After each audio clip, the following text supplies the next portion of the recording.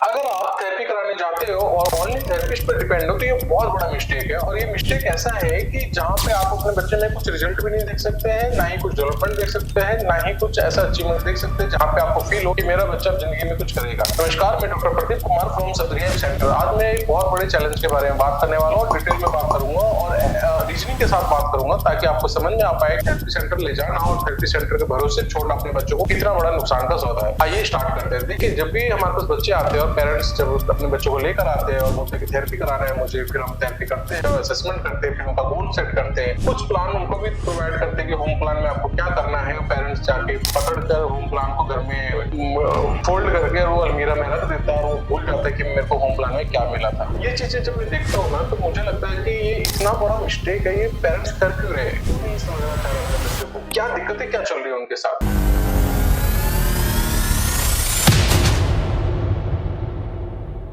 तो मुझे समझ में आता है वो बाकी चीजों को लेकर परेशान है, अपने बच्चों को लेकर कम परेशान है, इसलिए वो ऐसा हरकत करते हैं। इसको समझते थोड़ा सा। देखिए, मेरे पास पेरेंट्स आते हैं और जब थेरेपी सेंटर में और ये ऑनलाइन सेशन में तो काफी पेरेंट्स हेल्प करते हैं अपने बच्चों को, मेहनत भी करते हैं और घर पे भी खुद डबल मेहनत कर रहे होते हैं क्योंकि उनको पता लग गया होता है कि हाँ काम कैसे करना है। लेकिन ऑफलाइन सेंटर में क्या होता है कि वो ऐसा होता है कि मान के चलिए कि आपको मैंने कुछ कराया बच्चे को और मैंने पेरेंट्स लेकर आए बेसिकली अपने बच्चों को और हमें दे दिया, अगर बोला कि कराओ, हमने करके दिखाया, उनको समझाया, उनको बताया कि ऐसे करना है, ये भी करना है, और वो घर पे गए शट डाउन हो गए। वो पता है क्या सोचते हैं ऐसा कि ये मेडिसिन है। थेरेपी को मेडिसिन समझते हैं, थेरेपी को ट्रीटमेंट समझने लग जाते हैं, थेरेपी को एजुकेशन नहीं समझते। अगर पेरेंट्स थेरेपी को एजुकेशन नहीं समझेगा तो पेरेंट्स हमेशा डिपेंड रहेगा। क्यों? उसे लगेगा कि ये हम नहीं कर सकते, ये तो एक डॉक्टर कर सकता है, अच्छा ये हम नहीं करवा पाएंगे, ये तो डॉक्टर करवा पाएगा, अच्छा इसको पूछो तो साइंस बहुत बड़ी है, ये तो थेरेपिस्ट को ही पता होगा, हमने नहीं पढ़ा तो हम कैसे कराएंगे। कोई साइंस नहीं है, साइंस विद आर्ट है। और कोई साइंस का मतलब ये कहने का मेरा मतलब है कि इसको रॉकेट साइंस नहीं समझना है, इसको ऐसा नहीं समझना है कि कोई सर्जरी नहीं है कि जो उसे आप करेंगे तो आपके बच्चे में दिक्कत स्टार्ट हो जाएगा और आपके बच्चे की लाइफ खराब हो जाएगी। नहीं, आपको अगर समझाया जाए तो आप समझ सकते हैं। बहुत इजी फील्ड है ये हमारा, और इतना इजी है कि हम किसी पेरेंट को जब समझाते हैं और वो करते तो उनके बच्चे बहुत ड्रास्टिक चेंज आता है। और मैं आपसे एक चीज और एक्सप्लेनेशन मांगता भी हूँ और दूंगा भी। अगर मान के चलिए कि आपके बच्चे में बहुत सारे स्किल्स में लैक है, मान के चलिए 15-20 स्किल्स है और आपके बच्चे में 5 स्किल्स ऐसे हैं जो कि बहुत अच्छे थे, लेकिन 15 स्किल्स ऐसे हैं जो कि बहुत डाउन है। तो एक थेरेपिस्ट 45 मिनट्स में 5 स्किल्स उठाएगा ज्यादा या ज्यादा 10 स्किल्स उठाएगा, और वो 10 स्किल्स उठा के बाकी के 5 स्किल्स पे कब काम करेंगे आप। मान के चलिए कि आप अपने बच्चे के साथ काम करना चाहते हैं, ठीक है, और आपका थेरेपिस्ट आपको समझाता है कि हमारे पास तो आपके बच्चे में 15 स्किल्स में लैक हो रहा है बच्चा, अच्छा आपको भी 5 स्किल्स पे काम करना है, क्योंकि हम 45 मिनट्स में 5 स्किल्स पे ही वर्क कर सकते हैं, क्योंकि 1 मिनट में एक 5 to 10 मिनट में हम एक एक्टिविटी कराएंगे तो 45 मिनट्स में 4 to 5 एक्टिविटी कराएंगे। लेकिन अगर वो 5 स्किल्स उठा रहा है तो बाकी का 5 स्किल्स पे कौन काम करे? क्या उसके लिए लेट नहीं होंगे आप? उसके लिए लेट हो जाएंगे। और ये मानने वाले जो बोलते हैं कि सेंसरी कराने से रिजल्ट आ जाता है, सेंसरी कराने से ये हो जाएगा, वो हो जाएगा,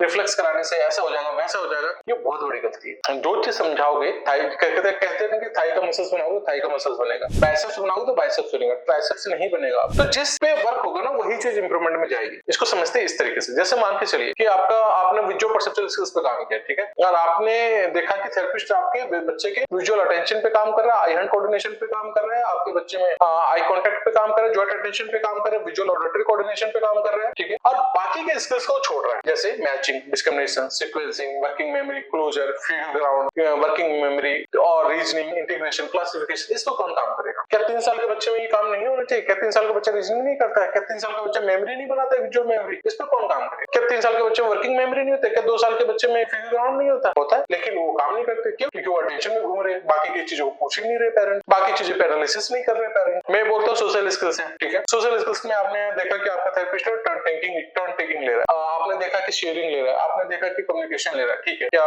कमांड फॉलोइंग पे काम करने की जरूरत नहीं है? प्रॉब्लम सॉल्विंग पे काम करने की जरूरत नहीं है? क्या आपके बच्चे में ऑब्जर्वेशन पे काम करने की जरूरत नहीं है? क्या आपके बच्चे में सोशल पार्टिसिपेशन पे काम करने की जरूरत नहीं है? प्ले पे काम करने की जरूरत नहीं है? उस सब पे कौन काम करेगा? तो पेरेंट्स को ना बताया ही नहीं जाता कि क्या काम करना है, कैसे काम करना है। कई बार तो ऐसा मैंने देखा है कि मेरे पास पेरेंट्स कॉल करते बोलते कि हमें सिखाया ही नहीं गया था, हमें बताया नहीं गया था, बताया ही नहीं गया था, और 6 महीने रुक गए आप वहां पे, 6 महीने रुके आप, 1 साल रुके, 1 महीने क्यों रुके आप? नहीं बता रहे तो 5 दिन में निकालते बनते वहां से। लेकिन आपको नहीं बताया जा रहा, आपको नहीं पढ़ाया जा रहा, और आपको लग रहा है कि मेरे बच्चे में रिजल्ट आ जाएगा तो मजा लेके रिजल्ट आ जाए, मैं लिख कर दे सकते रिजल्ट आएगा ही नहीं, क्योंकि ओवरऑल स्किल्स नहीं पकड़ रहे। आप बस बॉल प्रेशर करा रहे हो, आप बस जंपिंग करा रहे हो, आप बस स्विंग पे बैठा के झूला झूला रहे हो, आप बस रनिंग करा रहे हो, आप बस उसको जॉइंट कंप्रेशन ब्रशिंग करा रहे हो। इसके अलावा आपको कुछ सूझ ही नहीं रहा। इसके अलावा ना आप ऑडिटरी प्रोसेसिंग स्किल्स के लेवल को नोटिस कर रहे हैं, आप प्ले स्किल्स के लेवल को नोटिस नहीं कर रहे, आप प्रॉब्लम सॉल्विंग स्किल्स को नोटिस नहीं कर रहे, आप एक्टिविटी ऑफ डेली लिविंग को नोटिस नहीं कर रहे, कमांड फॉलोइंग को नोटिस नहीं कर रहे, आप बाकी स्किल्स को नोटिस क्यों नहीं कर रहे? तो इसलिए नहीं कर रहे क्योंकि आपको लग रहा है ये जादू होने वाला है। जादू इसलिए होने वाला है क्योंकि आपको मेहनत नहीं करना पड़ रहा है। जब आप खुद काम करते हो तो पता लग जाता है कि कितना जादू होगा, कितना जादू नहीं होगा। एंजाइटी होती, फ्रस्ट्रेशन होती, आप क्वेश्चन पुट करते थेरेपिस्ट आपको इसलिए नहीं समझाता क्योंकि आप फिर परेशान करेंगे थेरेपिस्ट को, और थेरेपिस्ट भी मजे में। यहाँ पे ना पेरेंट्स और थेरेपिस्ट को दोनों को समझना है। अगर पेरेंट्स को समझ में नहीं आ रहा थेरेपी कैसे चल रहा है, क्या हो रहा है, कितने दिन में होगा, कहाँ पहुंचना है, लास्ट गोल क्या है, कब फिनिश होगा, तो आप काम करते रह जाएंगे और बच्चे में कुछ रिजल्ट नहीं आए। तो मेरे को ये लगता है कि पेरेंट्स को ओनली थेरेपिस्ट पर डिपेंड नहीं होना है, आपको खुद समझना ही है। नहीं तो आप मान के चलिए आप किसी डॉक्टर के पास गए और डॉक्टर ने आपको मेडिसिन दे दी, आप आए घर पे खाना स्टार्ट कर दिया। एक डॉक्टर के पास तो आप भरोसा करके गए थे कि सुना था कि हाँ ये डॉक्टर अच्छा है, उसने मेडिसिन दे दी और वो आप खा गए और फिनिश। अब जमाना चेंज हो रहा है। अब आप किसी भी डॉक्टर के पास जाते हैं, उसके रिपोर्ट को, उसके मेडिसिन को आप खुद सर्च करते हैं कि पढ़ते कि क्या ये मेडिसिन किसके लिए, पीछे कुछ बेसिक पॉइंट निकल भी रहे ना, तब जाकर उस मेडिसिन को, उसके एक्सपायरी को देखते हैं, उस मेडिसिन को नोटिस करते हैं, फिर जाके उसको लेने की कोशिश करते हैं।